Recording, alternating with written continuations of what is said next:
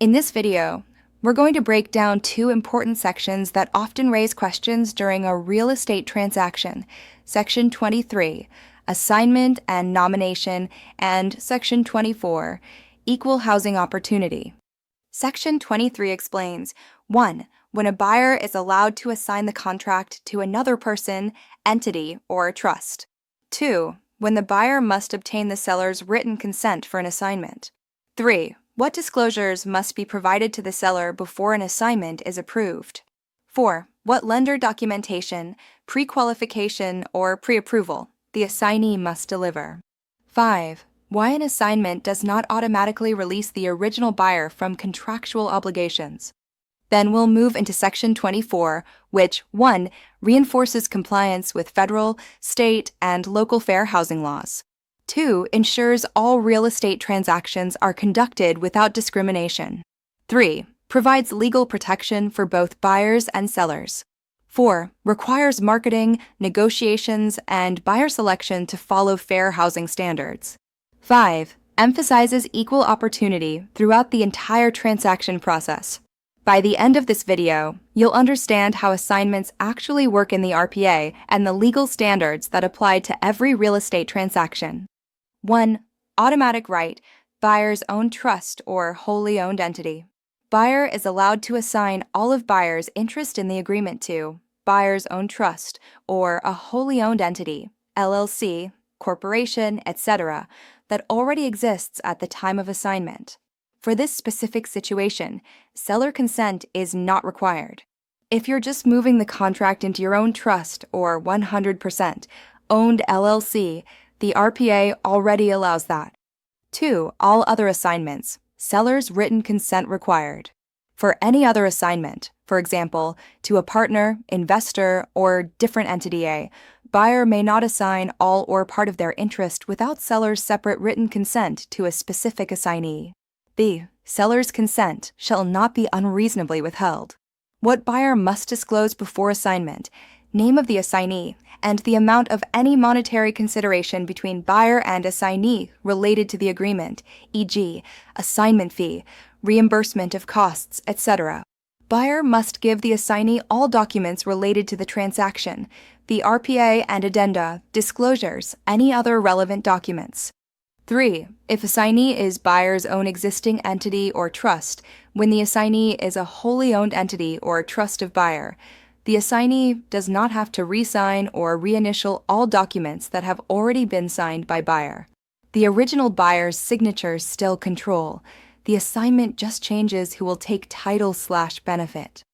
4. Lender letter, pre-qualification or pre-approval, paragraph 6b. 1. Whether or not seller consent is required, at the time of assignment, assignee must provide a letter from the assignee's lender stating the assignee is pre-qualified or pre-approved as described in paragraph 6b. 2. If the assignee fails to deliver this letter, seller may, after first giving a notice to buyer to perform, terminate the assignment. Seller doesn't have to accept an assignee who hasn't shown they can qualify for the loan. 5. Timing. Buyer's request for consent, link to 3K. 1. Buyer must submit any request to assign that needs seller's consent within the time period in paragraph 3K, assignment request timeframe. 2. If buyer doesn't provide the required information, name of assignee, terms, etc., within that time, any refusal by seller to give consent is deemed reasonable. In practice, if you want to assign, don't wait until the last week before closing. You'll have to respect the 3K deadline or seller can just say no. 6. Buyer still on the hook unless seller releases. 1. Any total or partial assignment does not relieve buyer of buyer's obligations under the agreement. 2. Unless seller agrees otherwise in writing, typically using CAR Form AA, assignment of agreement addendum. Remember, assignment does not automatically let the original buyer walk away. They remain liable unless there is a specific written release. 7. Escrow requirements. Deliver assignment agreement.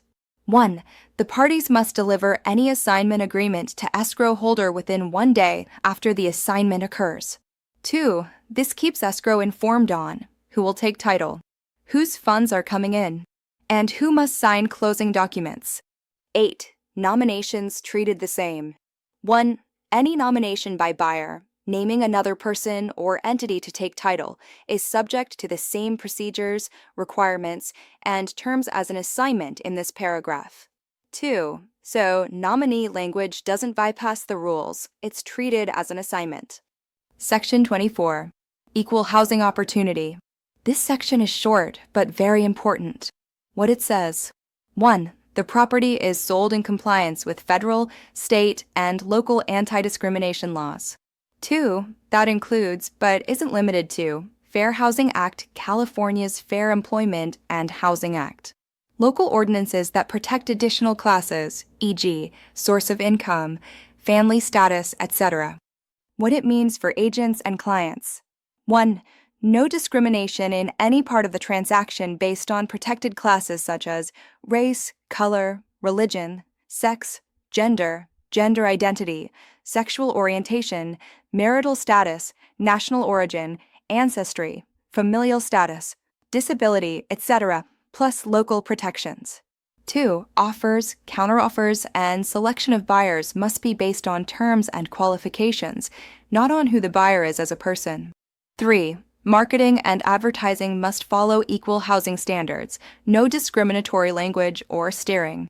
Section 24 reminds everyone that fair housing is not optional. Every part of this sale must comply with federal, state, and local anti-discrimination laws.